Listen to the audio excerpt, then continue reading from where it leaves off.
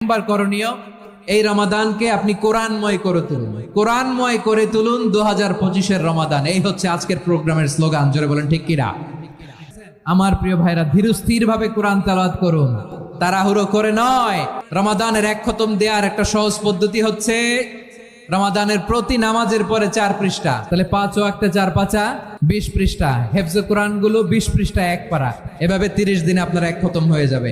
আমরা যেন তার তিলের সাথে বিশুদ্ধভাবে কোরআন তেলাওয়াত করতে পারি। আল্লাহ তৌফিক দান করুক। পড়ে না আমিন। 2 নম্বর করণীয়, ধীরস্থির ভাবে তারাবির সালাত গুলো যেন আমরা আদায় করি। তাড়াহুড়ো করবেন না, আল্লাহর ওয়াস্তে তাড়াহুড়ো করবেন না, তাহলে কোরআন আমাদের জন্য বদদোয়া করবে। তাড়াহুড়ো করবেন তারাবির নামাজে। তারাবির নামাজ সালাতুত তারাবিহ মানে বিশ্রামের নামাজ, আর আমরা পড়ি সালাতুল কিতার, রেলগাড়ির মতো নামাজ। চিল্লায় বলেন ঠিক কিনা? না, এরকম করবেন না। ইমাম সাহেবদের